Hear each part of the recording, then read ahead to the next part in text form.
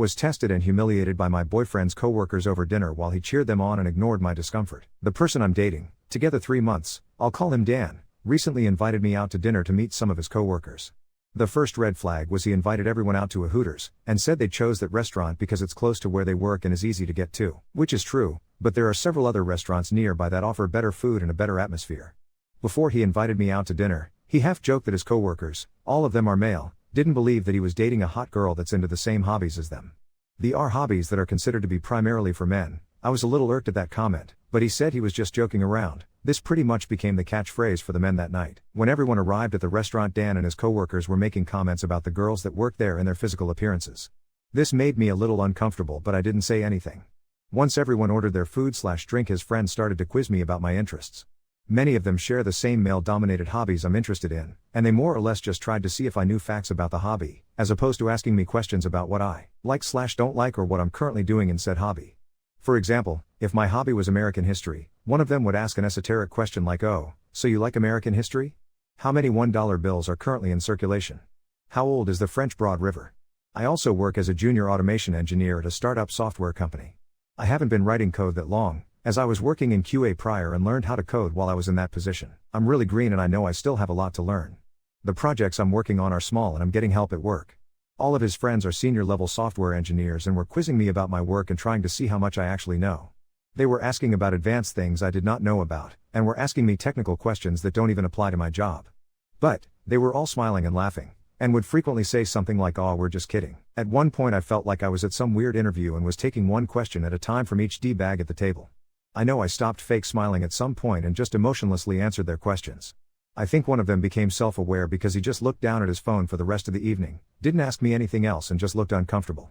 When they weren't asking pointed questions at me, they were talking to each other and ignoring me. I'd be interrupted if I tried to include my thoughts on the subject, or nod at me and look away to someone else. I should mention all of these guys were 5 to 10 years older than me. I'm 25, the guy I'm dating is 29, and his coworkers are in their early mid-30s. I don't have as much experience as they do. Part of me was hoping I could meet peers who could have helped guide me or answer my questions about their careers. Instead, one of them literally asked me to give him a SQL query. They all kept saying they were just kidding around or just joking and laughing about it, but it was so cringy. Dan was sitting beside me and wasn't stopping this behavior from his coworkers. He was coaching me, I guess? Saying things like, "Oh, you know this one?" Or "Come on, you got this, we talked about this last week." Dan also made the comment of, "See, she's really smart too," to one of the guys at the table. That whole night was just awful. He was actually irritated at me because he saw my whole mood change while I was being quizzed by his friends. He said he noticed me having an attitude with his coworkers, when they were just having fun and trying to get to know me. That it was immature of me to have been too obviously annoyed and that I audibly sighed multiple times when one of his friends spoke to me. I can't stop seeing Dan as a super cringy dude now. I thought he was acting ridiculous and seemed more like a 13-year-old boy as opposed to someone who is supposed to be turning 30 in a couple of months. I'm pretty sure I can't go on with the relationship at this point. I don't think this is an overreaction on my part. If I were to break up with him, is it within reason to end a relationship after this event? Everything was going fine before this happened. But now I just feel gross. The dinner happened last night and I haven't returned any of his texts today. I know ghosting is wrong, but I don't want to look at him or speak to him. The thought of him just kind of disgusts me at this point. I've never felt like someone's show poodle before. Update 1. To those of you who were triggered, all I have to say is, lol. The actual update is a little further down, if that was all you wanted to see. I got a lot of private messages and DMs. Many of them were angry messages from men. I guess they were too cowardly to post a public comment on my post because they knew they would be downvoted to oblivion. To those of you who were nice, I'm sorry I couldn't respond to each of you. This is also a throwaway and I won't be responding to messages and post after I'm done with this post and comments. Also, I read the most downvoted comments on my post. That stuff was some of the most painfully cringy material I think I've ever seen on these relationship posts. It was like some weird mix of T_D, braincels and conspiracy subreddits coming together to post some weird ass sexist bullshit. There were people describing themselves as a female, which is a dead giveaway that it's actually an incel pretending to be a woman. I find this to be absolutely hilarious. Anyway, thank you for sharing your stories. But, I'm sorry so many of you had to go through something similar as this at one point in your life. This isn't the first time I've been gatekeeped either, just the most blatant. I wanted to add that I know how real men act around each other. I have a brother and I've been around his friends plenty of times. Yes, they rib each other and new members of the group, they joke around, but they've never just asked trivia questions as their only means of communication. They've never been bullies, or highly judgmental, or straight up boring like the group I met last week. I've been around groups of men before and have it not feel like a shitty interview. What the group did to me last week was not a friendly thing to do to anyone. even if it were another man entering the group for the first time. Update 2. After the post, I decided it would be best to end things through a phone call. I mentioned ghosting, but it's probably best he knows how and why he fucked up. I waited until Saturday to reach out to him, told him we need to talk. I'm paraphrasing here, but this is basically what the convo went like. Dan, this is about the dinner, isn't it? Me, yeah it is. Dan, and? Me, I don't think I've ever felt so unwelcome in a group before. It felt like a shitty interview, all they did was test my knowledge. No one tried to get to know me, and when actual conversation was going on I was ignored or interrupted if I tried to talk. Dan, I don't feel it like it was anything like that. Me, okay, so how often do you guys sit around just asking questions like quick, what is the SQL query if you want to delete 2 rows from 2 different tables? Dan, I don't know. Me, no really, do you quiz your friends randomly like that at work or out and about? Dan, no not really. Me, and why not? Why don't you just ask lightning round quizzes like that? BC, it's not what normal people do? Dan, I don't know. They were just having fun and joking around. Me, it wasn't fun for me. I have male and female friends in all sorts of professions, I've never cornered any of them to test their knowledge. I trust they know what they're doing. I ask them about work, what they're doing, normal questions. Dan, okay. Me, I'm not going to print out a CPA exam and quiz my accountant friend, don't you think that would be a little fucked up? Dan, I don't know, maybe? We talked a little more about that night, and I gave him more specific examples of what he and his friends did and he never really had any good answered. It was a lot of I don't know and single word answers. I told him I created a Reddit post and I would send it to him. He was a little pissed off that I did that, felt like I had no right to so. At the end of the conversation he asked if we were done. I told him yeah, that I can't see a future with him, that I saw a different side of him that night and I don't want to be someone's prize poodle on display for the world to see. He didn't really say anything after that and just hung up the phone. I sent him the URL for my first post. He texted me throughout the weekend, but I didn't respond. He read the post that I sent him and wasn't happy with it, and said he couldn't believe so many people were on my side and were hating on him. He sent a few more angry texts after that like he couldn't believe we were breaking up over something so stupid. He did send a few rounds of I'm sorries and let's try to work through this, but when I didn't respond he just went back to angry texting me. Also, I did find his friend who buried his head in his phone that night and sent him the Reddit link and asked if that sounded like what happened. Dan's friend said he knew what his friends were doing were wrong, and felt bad for me.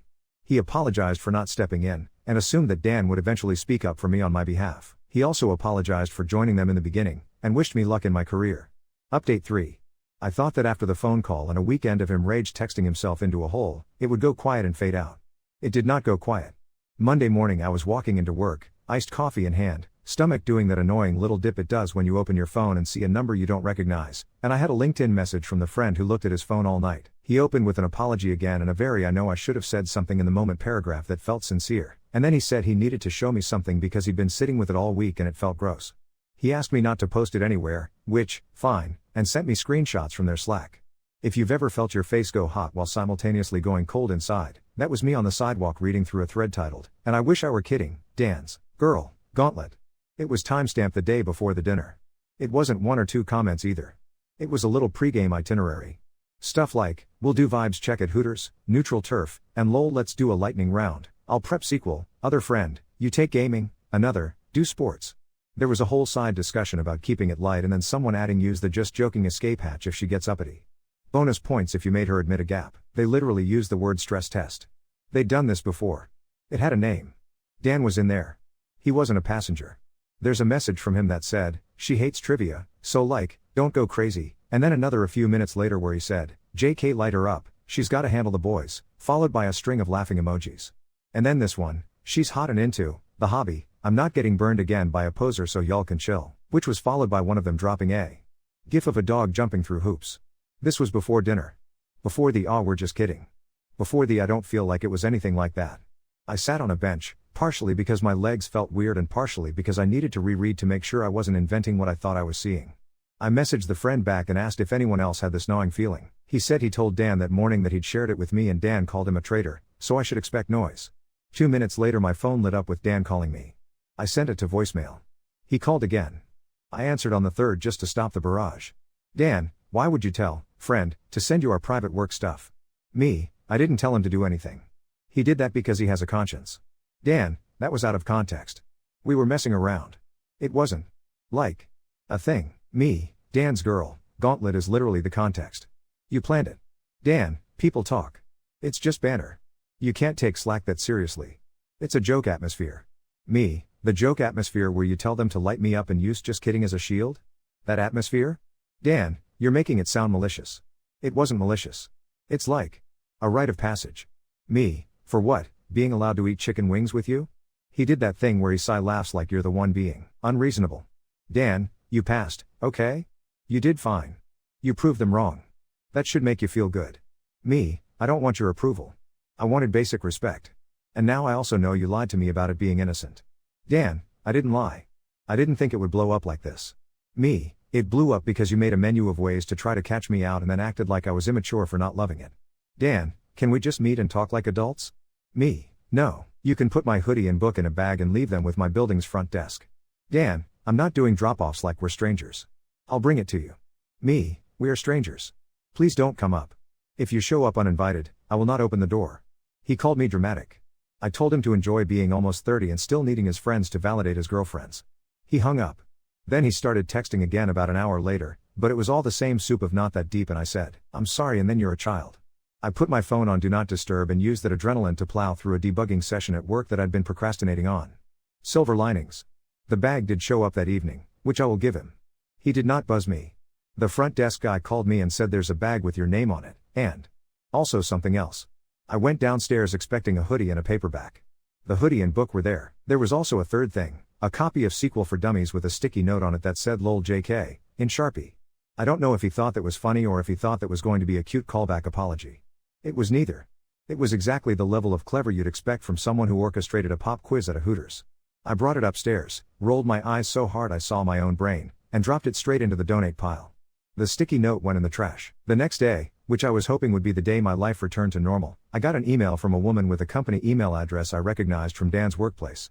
She introduced herself as someone on a different team, said she had my email because she'd been in a group chat with friend's girlfriend, who had my contact from when we were all supposed to do a double date that never happened. She said she read something secondhand that made her stomach drop and asked if she could call me, because she had context I might want. I gave her my number because at this point I was curious where this river was flowing. She told me that the gauntlet wasn't new. It started as a joke with a guy who brought a date to a fantasy football draft a couple years ago and has since morphed into their little personality. There had been a woman on their team for 3 months last year who left. She apparently gave HR a heads up on the way out that the team's banner had a habit of edging into, prove you belong with any woman who touched their orbit, including vendors and new hires. HR had done a coaching conversation with their manager. The manager rolled his eyes and called it kids being kids. So it calcified. DIY fraternity vibes. She said she was frustrated because the guys aren't incompetent at their jobs, they're just arrested socially. Hearing that made me feel simultaneously validated and tired. There's more. That evening my boss pulled me aside. She closed her office door and asked if I was okay because I'd been quiet and because one of her friends forwarded her a Slack screenshot from another company that she was pretty sure was about me. Tech is a tiny town sometimes, apparently. I told her the general gist. She leaned back, made a face like she'd bitten a lemon, and said, I'm sorry that happened. Don't ever let someone else's insecurity make you small. Then she asked me if I wanted to sit in on a requirements meeting the next day with our senior automation engineer to see how he scopes out his tests because she wanted to make sure I'm getting mentorship here, not interrogation. I said yes. I went, I watched, I asked questions, and it was the exact opposite of that dinner. The senior was generous with knowledge and didn't try to trip me up. The whole thing made me realize how starved I'd been for that in the moment when I met Dan's pack. And then, because obviously this intervention from the universe wasn't done, I ran into 2 of Dan's coworkers in the wild. Not at Hooters. At a coffee shop near the office where there's always a cluster of laptops and poorly air-conditioned ambition. I was in line when I heard my name. I turned and it was Trivia Captain and Phone Friend. You know when 2 dogs get caught chewing a shoe and freeze with a shoe in their mouth? That was the vibe. Phone Friend said hi in a normal human way. Trivia Captain smirked like he was going to make a joke and then didn't. Phone Friend asked if they could sit for a second. I said I had 5 minutes. Phone Friend apologized again. Trivia Captain said, it was never personal, which made me bark out a laugh because he genuinely thought that helped. He also said, we do it with guys too, which, if true, still doesn't make it not ridiculous. I asked him for names and he coughed and said he didn't have examples on hand. He said, I get it looks bad on Slack, and I told him it looks worse in person. He said they deleted the channel anyway. I said, cool, so you erased the evidence, not the behavior, and he got defensive and said they were talked to. Turns out their manager did finally take an interest in the children when those screenshots started making the rounds internally. There was a meeting. Words like optics and inclusive culture and liability were used. You'll be stunned to learn optics landed harder with that group than basic decency. They are, shocker, on thin ice.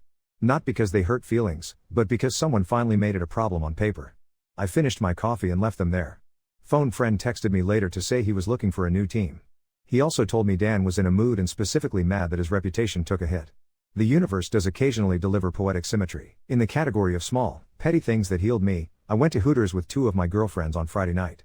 We sat in a booth, ate wings, and watched a basketball game like the goblins we are. The waitress was sweet and told us the kitchen made extra curly fries and asked if we wanted them for free, which, obviously yes. I told her, in the most sanitized way possible, that the last time I was there I'd been on a bad date with a man who thought trivia was foreplay. She rolled her eyes so hard I swear I heard it. We tipped her very well. That felt like a little ritual, reclaiming the scene of the crime. Also, because my life is apparently a snow globe somebody shook, Dan made one last attempt at adult conversation by leaving a voice memo. He started with hey and then paused for like 3 seconds too long, as if he was building suspense. He said he didn't like how he was portrayed and that I assumed the worst, and then pivoted to say that everyone is acting like this is some big misogyny thing when really it's just a way we weed out people who can't hang. Then, this is real, he said, you handled it better than most, so I don't get why you'd throw away something good. That sentence is what convinced me my block button exists for a reason. I listened all the way through so I could be sure I wasn't missing sincerity. There wasn't any. I blocked him after. I know some of you will say I should have blocked earlier, and you're not wrong, but I'm stubborn and I wanted to hear him say it out loud one last time, the quiet part. The rest of the new stuff is the boring adult life bits that actually matter. I built a small tool this week to automate a part of our regression suite that had been annoying everyone for months, and when I demoed it, it worked. The senior who sat with me in that meeting gave me notes after that were kind and specific, not a quiz. Someone from a different team pinged me to ask if I'd be interested in shadowing their pipeline team for a sprint. If you're reading this waiting for me to say I found a new boyfriend who collects stamps and rescues dogs and knows HTML is not a programming language, sorry. The best thing in my romantic life right now is my heated blanket. I'm not going to moral of the story this because it's obvious, but it is wild how quickly you can go from okay, maybe I'm overreacting to oh, I wasn't even reacting enough. The Slack thread wasn't a surprise, it was just the out loud version of what I felt sitting there with a basket of wings while a table of grown men tried to catch me not knowing a niche syntax. The book with the sticky note was the perfect period at the end of the sentence. And the thing I'm taking from all of it is that there's nothing wrong with pivoting out of someone's orbit the second you feel yourself being shrunk to fit inside their joke. There are other tables. There are other restaurants. There are better questions. Update 4. I thought the universe had wrung all the weird out of this, but apparently it had one more towel twist in it. It started with a subject line that felt like a prank, request to discuss a workplace matter. It was from someone in Dan's HR. They said they'd obtained my email through a former employee who'd reached out on my behalf, the woman, who called me last time, and asked if I'd be willing to give a factual account of the dinner and the screenshots because there was an internal investigation into team culture concerns. I sat there with my lunch getting cold and reread it 3 times. Part of me wanted to delete it and carry on with my day because the whole thing already lived rent-free in my head. The other part of me thought about the Slack channel title and the way it felt to watch them smirk through we're just kidding and finally decided that if I was already holding the ball, I might as well pass it to someone who could do something with it. I called. I asked if I could stay off any official record beyond a third party and if they already had what they needed, because I didn't want to be the show pony in someone else's HR circus. The woman, calm voice, measured in that way HR people have when they've done this before, said they had multiple reports and my name was already in there, but they could keep me out of any internal write-ups and treat me as corroboration. She asked direct questions. I answered them. She asked what I would have needed in that situation to feel like a human being. I said, a chance to be a person and not a test, and she made a small, almost invisible sound that I think was her version of an amen. I hung up and immediately got a text from a number I didn't recognize that said, that was foul, followed by another, HR? Really? It wasn't that serious. I don't know how many phones Dan keeps like a squirrel with winter reserves, but he found a new one. I responded one time, stop contacting me. I blocked it. I haven't heard from him since. I don't think enlightenment struck, I think someone told him to stop leaving digital footprints. The friend who sent me the Slack thread called me after work and told me, in a voice that sounded like someone who'd just watched a vase fall in slow motion but never hit the ground, that there had been an actual come-to-Jesus meeting at their office. He didn't give me gory details, just that the manager got his kids being kids line fed back to him verbatim in front of his boss, which apparently didn't feel as cute on a conference room speaker, and the channel was audit logged before it got memory hold. There are plans and training and expectations, which means nothing until it means something, but I could hear in his voice that it rattled them. He also said he put in for a transfer out of the team and had an interview with a different group. Then he paused and said, I'm sorry I didn't say anything in the moment, one more time like it was stuck in his ribs. I told him to stop apologizing to me and start practicing saying something next time. He said, that's the plan. We'll see. The absurd part of my week came wrapped in a blue bubble titled Venmo. I was grabbing my mail in the lobby when my phone pinged and there it was, a request for $18.23 with a single chicken wing emoji. I stared at it until the screen dimmed. I wish I were inventing that. I wish even more that the note said something spicy, but no. Just a wing. It lives somewhere between petty and performance art. I declined it and then paid the same amount to the waitress from the Reclaim Hooters night because my friend had given me her handle for her birthday fund. It felt like redirecting a dumb little arrow so it hit something useful. Work was a balm and also a kaleidoscope. I demoed the little automation tool I built to the broader QA team, and halfway through the senior leaned back in his chair and did the smile you do when you realize something annoying just became less annoying. He asked if I'd be up for doing a lunch and learn on how I approached it. My stomach did a small flip because I'm not exactly out here trying to found a thought leadership empire, but he must have seen my face because he said, "Food will be provided, you have opinions, you'll be fine." And that's how I ended up eating pizza in a conference room I used to be afraid to book, showing people my scrappy code and watching their eyebrows go up in a way that wasn't evaluative, just interested. The junior dev from a different team stayed after and asked me to look at a flaky test she'd been wrestling with, and we sat side by side and untangled it until it turned into something that did what it was supposed to do. It was very ordinary and it made me weirdly happy. Then there was the coffee shop collision I didn't see coming. Different coffee shop, different day. I was waiting for my cold brew, scrolling through a recipe for a soup I will never make, when someone said my name with a familiarity that made me look up on instinct. It wasn't Dan. It was a woman I recognized from a mutual friend of friend's wedding 2 summers ago, the kind where you're sitting at a round table with a centerpiece your buddy steals at the end of the night. We did the quick "hey, wow" thing, and then she said, "This is going to sound off, but you dated Dan, right?" I felt that stupid full body bristle and then nodded. She looked like she'd just stepped on a piece of Lego. She told me that she dated him last year. Short-lived. She said she'd been sitting on whether to reach out because it felt messy, but she kept thinking about something he said to her on their 3rd date, which was, "I can't do girls who pretend to like, hobby, for attention," and how on their 4th he made her friends take a shot every time she couldn't back up her claim about a game she'd mentioned. She bagged it after that because she thought, in her words, "I'm not auditioning for the role of girlfriend number 2. She hadn't seen the Slack but she didn't need to, the shape of it was familiar. We stood there in the loud latte air and I realized, not for the first time, that patterns are boring but they're also clarifying. We swapped numbers in case either of us ever needs to sanity check a future red flag. It was one of those tiny, practical packs women make in bathrooms and lines in DMs that would be a punchline if it wasn't demolishingly necessary. The small, satisfying scene this week was accidental. I hyperextended my faith in a $9 IKEA step stool and ended up at a hardware store buying a real ladder. I was in line holding a ludicrous amount of painter's tape because if I'm going to pretend to be an adult I might as well buy props, and I heard the precise laugh of the trivia captain from across an aisle. It pinged my brain like sonar. I did the quick "do I want to get into this or do I want to live" math and decided to be a ghost, but he saw me first. He did that nod people do when they think they're about to be magnanimous. He said, "Hey," like we had some easy banter to slip back into. I said, "Hi," and looked past him at the shelf labels. He blurted, "We're doing training," like that was supposed to be a brave confession. I said, "Cool," and I meant it in the least cool way possible. He said, "It's not personal," and I laughed because that phrase is catnip for my sarcasm. I said, "It is literally personal. That's the point. If you don't know how to tell, maybe don't make a sport out of it." He opened his mouth, closed it, looked at my painter's tape like it had answers, and then said, "We're changing." I hope they are. The latter is great, because my life decided to go full screenplay. There was also a message from Dan's mom. Not a call, a Facebook message that started with "Hi honey," which immediately made me want to climb out of my body. She said she was sorry for any unpleasantness and that she raised him better than that, and then pivoted into a paragraph about how he'd been under a lot of pressure and sometimes the guys bring out his worst side. My eyes did a workout. I wrote back exactly one sentence: "I appreciate you reaching out, I'm moving on and I hope he grows up." She heart reacted it. I don't know what to do with that, so I'm not doing anything with it. On the very mundane side of the street, I got a plant. It's one of those impossible to kill snake plants that all the internet says even a goldfish could keep alive.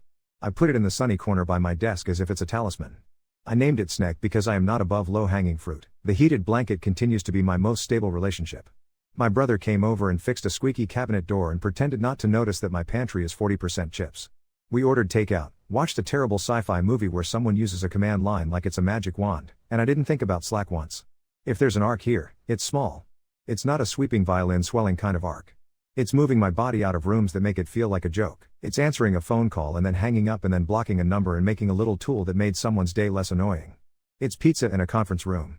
It's a plant in a pot. It's maybe boring from the outside, but it feels like scaffolding from the inside, like I'm building something that takes my own weight. That's the update. No moral.